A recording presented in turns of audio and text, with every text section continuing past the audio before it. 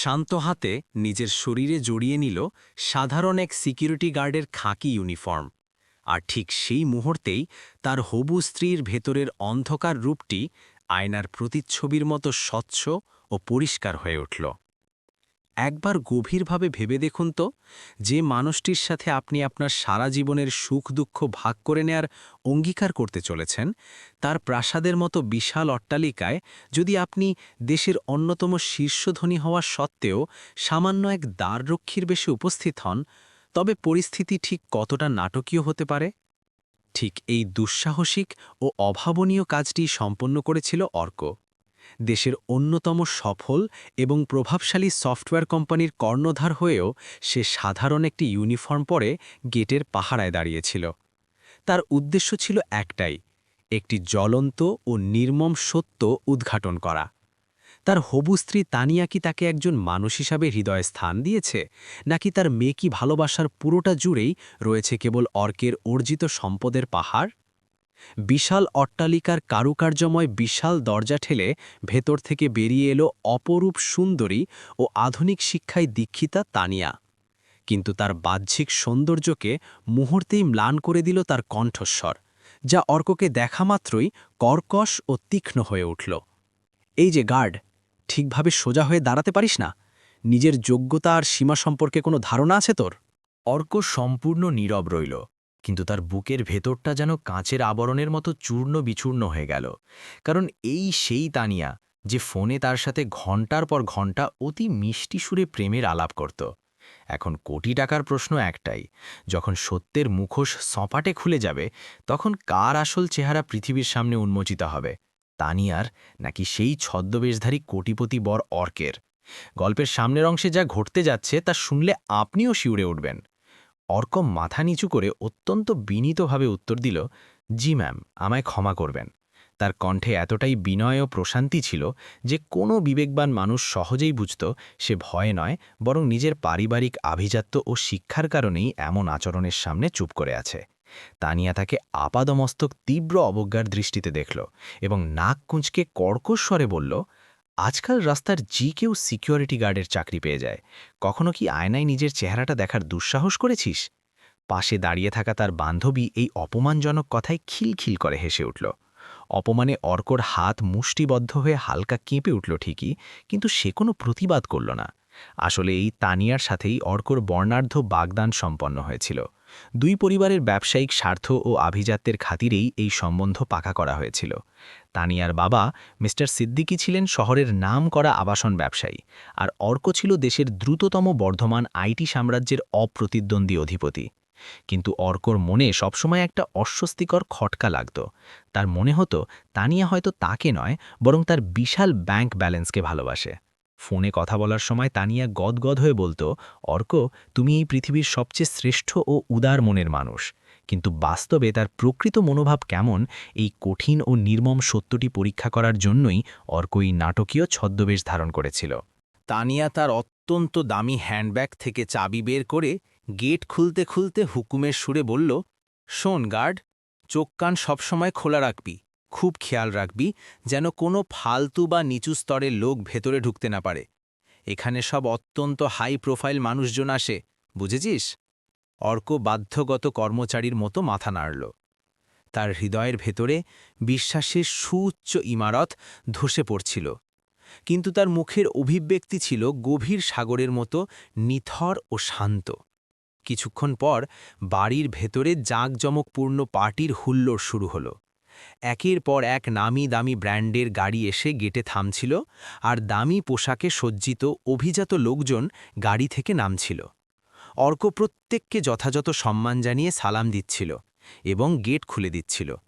ওদিকে বাড়ির ভেতর থেকে ভেসে আসা উচ্চ স্বরের হাসির শব্দ তার কানে আছড়ে পড়ছিল। হঠাৎ তার তীক্ষ্ণ নজর পড়ল তানিয়ার দিকে। সে তার বন্ধুদের জটলায় দাঁড়িয়ে দামি পানীয়র গ্লাস হাতে নিয়ে দম্ভ করে বলছে, বাবা তো আমার বিয়ে এক বিশাল কোটিপতির সাথে ঠিক করেছে, কিন্তু সত্যি বলতে কি, আমার মাথা ব্যথা শুধু তার অগাধ টাকা নিয়ে। ওই অকাল কুষ্মাণ্ড ছেলেটিকে নিয়ে আমার বিন্দুমাত্র কোনো আগ্রহ নেই। তার সব বন্ধুরা এই কথা শুনে সমস্বরে হেসে উঠল। এক বন্ধু কৌতুক করে জিজ্ঞেস করল, আচ্ছা, যদি ওর চেয়েও বেশি ধনী আর প্রতিপত্তিশালী কাউকে পেয়ে যাস? তানিয়া ঠোঁট বাঁকিয়ে মুচকি হেসে উত্তর দিল, তাহলে অবশ্যই দ্বিতীয়বার ভেবে দেখব। জীবনে ভালোবাসার চেয়ে সোশ্যাল স্ট্যাটাস মেনটেন করা অনেক বেশি জরুরি। এই কথাগুলো শোনা মাত্রই অর্কের বুকে যেন কেউ ধারালো ছুরি চালিয়ে দিল। সে জীবনে প্রথমবার স্পষ্টভাবে অনুধাবন করতে পারল যে সে যে মেয়েটিকে মন প্রাণ দিয়ে আপন করে নিতে চেয়েছিল, সে তাকে মানুষ হিসাবে সামান্যতম গণ্যও করে না, বরং শুধুই একটি জীবন্ত এটিএম বুথ মনে করে। তবুও সে পাথরের মতো নির্বাক রইল। তার চোখে ছিল গভীর জীবনবোধের যন্ত্রণা, কিন্তু মুখে লেগেছিল সেই গার্ডের কৃত্রিম সরলতা। রাত যত গভীর হতে থাকল, সত্যের বিভৎস রূপ ততই ধীরে ধীরে তার সামনে উন্মোচিত হতে লাগল। তার ঘুণাক্ষরেও ধারণা ছিল না যে এখনও যা শোনা বাকি আছে তা তার জীবনের গতিপথ চিরতরে বদলে দেবে। গেটের কাছে দাঁড়িয়ে থাকা অর্ককে বাইরে থেকে একদম ভাবলেশহীন দেখাচ্ছিল, কিন্তু তার ভেতরে তখন প্রচণ্ড এক ঘূর্ণিঝড় বয়ে যাচ্ছিল। তানিয়ার বলা সেই নিষ্ঠুর কথাগুলো তার কানে বারবার প্রতিধ্বনিত হচ্ছিল। সে দীর্ঘশ্বাস ফেলে নিজেকে মিথ্যা সান্ত্বনা দিল, হয়তো আমি ভুল শুনেছি, হয়তো ও বন্ধুদের সাথে নিছক মজা করছিল। কিন্তু ঠিক তখনই ভেতর থেকে ভারী গলার আওয়াজ এলো, তানিয়া মা, একটু এদিকে এসো তো। এটা ছিল মিস্টার সিদ্দিকির গলা। তানিয়া সঙ্গে সঙ্গে বাবার ডাকে ভেতরে চলে গেল। অর্ক গেটের কাছেই নিজের অবস্থানে অটল রইল, কিন্তু তার সমস্ত মনোযোগ এখন সেই জানলার দিকে নিবদ্ধ ছিল যেখান থেকে আওয়াজ ভেসে আসছিল। ভেতরে ড্রয়িং রুমে মিস্টার সিদ্দিকী তার পুরনো ব্যবসায়িক পার্টনার মিস্টার জামানের সাথে অত্যন্ত নিচু স্বরে গোপন আলাপ করছিলেন। তিনি বললেন, দেখুন জামান সাহেব, সম্বন্ধ তো আমরা পাকা করে ফেলেছি। ছেলেটি ভীষণ ধনী, তার কোম্পানি প্রতি বছর কোটি কোটি টাকার প্রফিট করছে। ব্যাস, বিয়ের পর কিছু মোটা অঙ্কের ইনভেস্টমেন্টের ব্যাপারে ওর সাথে কায়দা করে কথা বলতে হবে। মিস্টার জামান এক কুটিল হাসি হেসে বললেন, তার মানে জামাই কম, বরং টাকার মেশিন বেশি মনে হচ্ছে। দুজনেই এই কদর্য রসিকতায় অট্টহাসিতে ফেটে পড়লেন। এই কথা শুনে অর্কের হাতের নখগুলো যন্ত্রণায় তালুতে গেঁথে গেল। এখন সে দিনের আলোর মতো পরিষ্কার বুঝতে পারছিল যে এই সম্পর্ক কোনো ভালোবাসা বা পারস্পরিক সম্মানের ভিত্তিতে গড়ে ওঠেনি, বরং এটি ছিল একটি নিছক ব্যবসায়িক সওদা। কিছুক্ষণ পর তানিয়াও সেখানে এসে সোফায় বসল।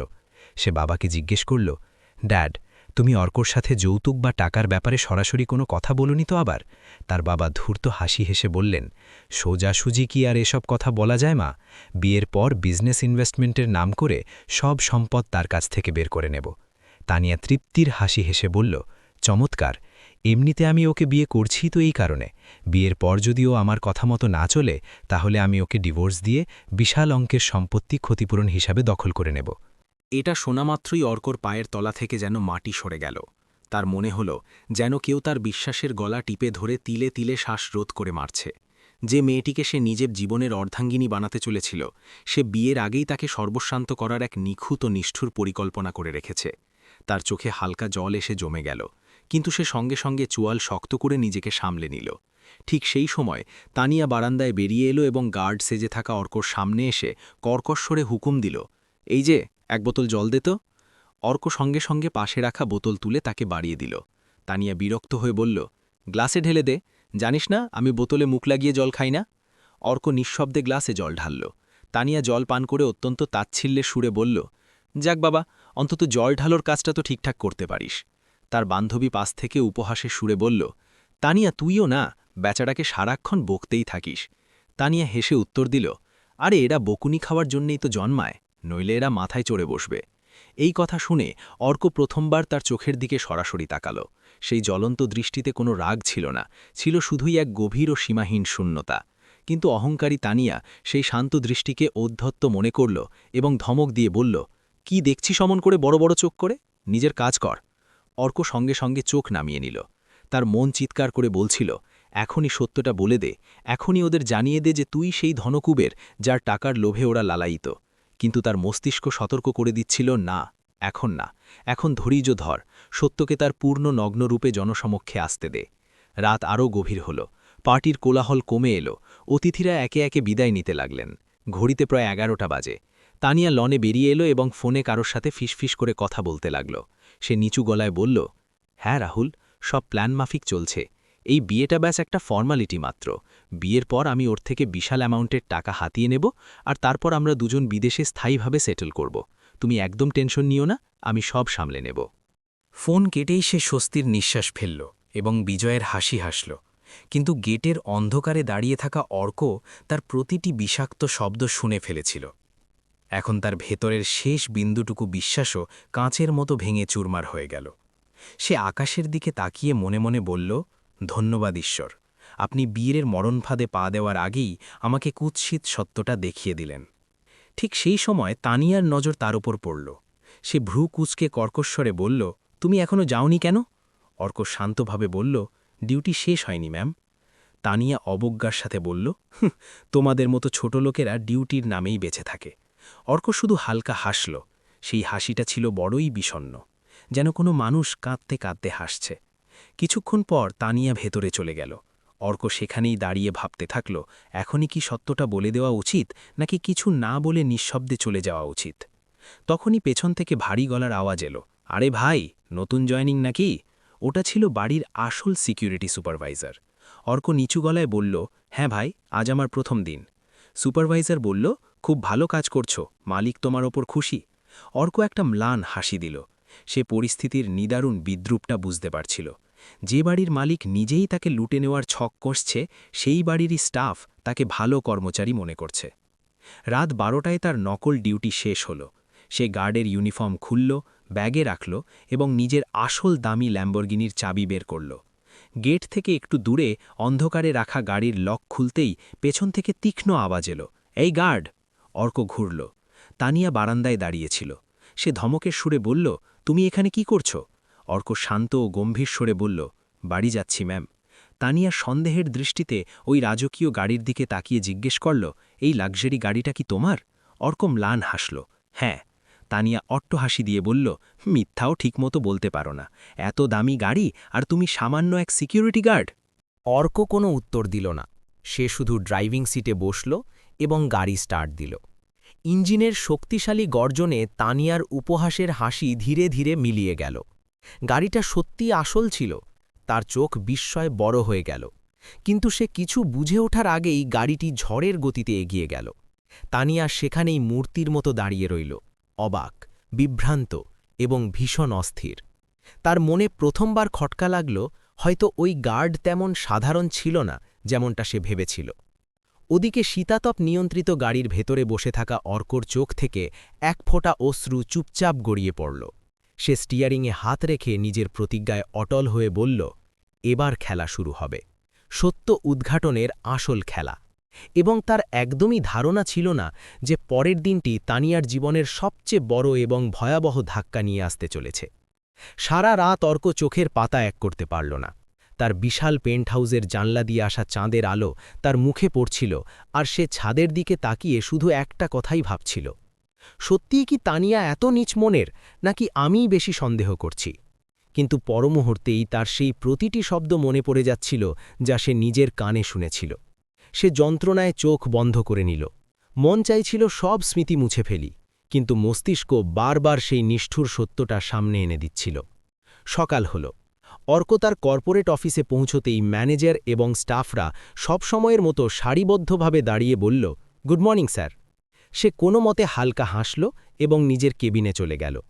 তার কোম্পানি দেশের সেরা 10টি কোম্পানির মধ্যে অন্যতম। লোকে তাকে বিজনেস জিনিয়াস বলে ডাকে। কিন্তু আজ সে 1000 কোটি টাকার মালিক হয়েও নিজেকে পৃথিবীর সবচেয়ে গরিব মানুষ মনে করছিল। কারণ বিশ্বাস ভেঙে গেলে মানুষ ভেতর থেকে একদম নিঃস্ব হয়ে যায়। তখনই তার ঘনিষ্ঠ বন্ধু এবং কোম্পানির সিএফও আকাশ কেবিনে ঢুকল। সে দেখল অর্ক জানলার দিকে মুখ করে স্তব্ধ হয়ে বসে আছে। আকাশ বলল, কি হলো বন্ধু? কাল তো তুই ওই মেয়েকির বাড়িতে ছদ্মবেশে পরীক্ষা নিতে গিয়েছিলি, রেজাল্ট কি হলো? অর্ক ধরা গলায় বলল, রেজাল্ট এসে গেছে আকাশ, আর সেই পরীক্ষায় আমি শোচনীয়ভাবে ফেল করেছি। আকাশ চমকে উঠল, মানে কি বলছিস? অর্ক পুরো ঘটনা খুলে বলল, পার্টি, অপমানজনক কথাবার্তা, মিস্টার সিদ্দিকীর সাথে গোপন মিটিং, রাহুলের সাথে ফোন কল, সব কিছু। আকাশের মুখ রাগে শক্ত হয়ে গেল। আমি তোকে আগেই সতর্ক করেছিলাম অর্ক, এরা অত্যন্ত লোভী টাইপের মানুষ।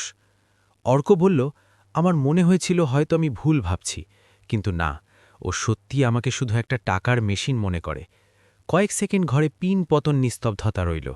তারপর আকাশ জিজ্ঞেস করল, এখন তুই কি করবি? অর্কর চোখে হঠাৎ একটা ঠান্ডা ও ভয়ঙ্কর আত্মবিশ্বাস চলে উঠল। এবার ওদের আসল চেহারা দেখাবো। যে ধূর্ত খেলার পরিকল্পনা ওরা করছে, সেই খেলাতেই ওদের আমি হারাবো। আকাশ হাসল। তার মানে অপারেশন অ্যাকশন শুরু? অর্ক দৃঢ় স্বরে বলল, হ্যাঁ, আর প্রথম আঘাতটা আজই হানব। ওদিকে একই সময় তানিয়া তার বেডরুমে বসেছিল। তার মাথায় বারবার গতরাতের সেই রহস্যময় গার্ডের ছবি ঘুরপাক খাচ্ছিল। তার শান্ত চেহারা, সেই গভীর চাউনি, আর শেষে ওই দামি স্পোর্টস কার। সে নিজেকে মিথ্যে আশ্বাস দিয়ে বোঝালো, না, এমন হতে পারে না, ওটা নিশ্চয়ই লোক দেখানো ছিল, বা হয়তো ড্রাইভার হিসেবে গাড়িটা চালাচ্ছিল। কিন্তু মন কিছুতেই মানছিল না। তখনই তার মা ঘরে এলেন এবং বললেন, তানিয়া, তাড়াতাড়ি তৈরি হয়ে নাও, আজ অর্ক ভিডিও কল করবে। তানিয়া সঙ্গে সঙ্গে উঠে পড়ল। সে আয়নায় নিজেকে দেখল, মেকআপ ঠিক করল এবং ঠোঁটে সেই মেকি হাসিটি ঝুলল। কয়েক মিনিটের মধ্যেই ল্যাপটপে ভিডিও কল এলো। স্ক্রিনে অর্কর মুখ ভেসে উঠল। পরিপাটি ইটালিয়ান স্যুট, চোখে মুখে এক দুর্ধর্ষ ব্যক্তিত্ব। তানিয়া মিষ্টি ও আদুরে গলায় বলল, hi Arka, miss you so much. Arka ঠোঁটের কোণে বাঁকা হাসি ঝুলিয়ে বলল, সত্যি? তানিয়া বলল, অফকোর্স, তোমার সাথে বিয়ের জন্য আর তর সইছে না। অর্ক তার চোখের দিকে তাকিয়ে শান্তভাবে বলল, আমিও অপেক্ষা করছি। কিন্তু তার সেই দৃষ্টিতে কোনো প্রেমের উষ্ণতা ছিল না, ছিল বরফের মতো শীতলতা। কল শেষ হতেই তানিয়া স্বস্তির নিঃশ্বাস ফেলল এবং মাকে বলল, ব্যাস, বিয়েটা একবার হয়ে যাক, তারপর আসল গেম শুরু করব। ওদিকে অফিসে অর্ক তার পার্সোনাল অ্যাসিস্ট্যান্টকে ইন্টারকমে বলল, মিস্টার সিদ্দিকির কোম্পানির লেটেস্ট ফিনান্সিয়াল রিপোর্ট আমার টেবিলে চাই। লোন, ইনভেস্টমেন্ট, পেন্ডিং প্রজেক্ট, সব কিছু। কিছুক্ষণের মধ্যেই সব গোপন রিপোর্ট অর্কের সামনে ছিল। আকাশ ফাইল দেখেই শীষ দিয়ে উঠল, ও মাই গড, তো এরা বাইরে থেকে ধনী সাজার ভান করে আর ভেতরে ভেতরে ঋণে ডুবে আছে। অর্ক শান্ত স্বরে বলল, এই জন্যেই তো ওদের আমার টাকা এত জরুরি দরকার। ফাইল বন্ধ করতে করতে সে বলল, এবার ব্যাগ খেলা কিভাবে পাল্টায়। সে ল্যান্ডফোন তুলল এবং একটা কল করল। হ্যালো মিস্টার মুখার্জি, ওই যে সিদ্দিকী সাহেবের প্রজেক্টে আপনারা ইনভেস্ট করার কথা ভাবছিলেন না, ওটা ক্যান্সেল করে দিন।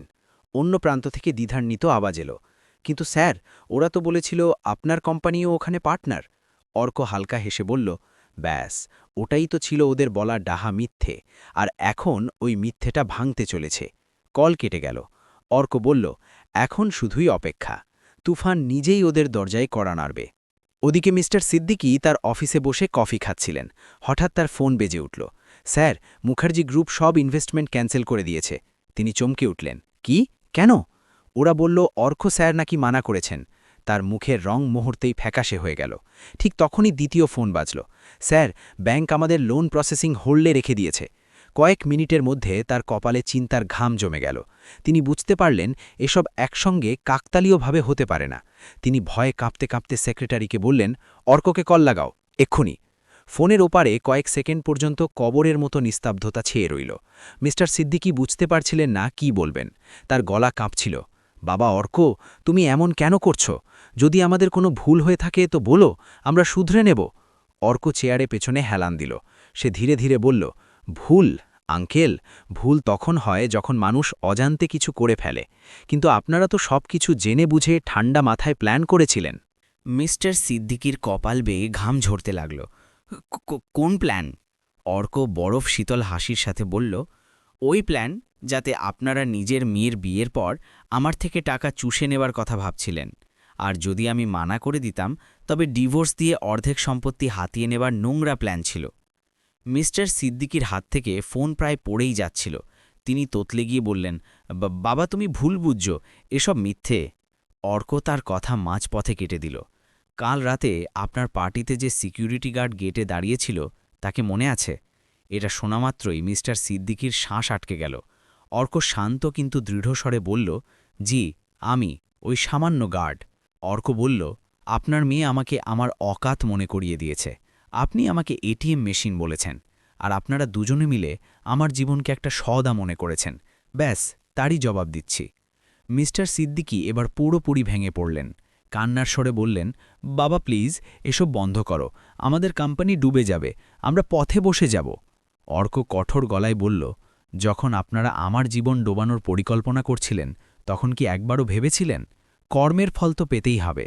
ওদিকে বাড়িতে তানিয়া তার ফোনে সোশ্যাল মিডিয়া স্ক্রল করছিল। তখনই তার বাবা ঝড়ের বেগে ঘরে ঢুকলেন। তিনি ভীত ও কম্পিত গলায় বললেন, তানিয়া, সর্বনাশ হয়ে গেছে, ওই গার্ডই অর্ক ছিল। তানিয়ার হাত থেকে দামি ফোনটা কার্পেটে পড়ে গেল। তার মাথায় হঠাৎ সেই রাতের প্রতিটি মুহূর্ত সিনেমার মতো ঘুরতে লাগল।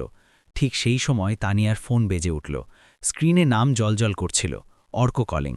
তানিয়া অতি কষ্টে কল রিসিভ করল। হ্যালো। অর্ক বলল, তোমার সব কথা শোনা হয়ে গেছে তানিয়া, সেই রাতেই।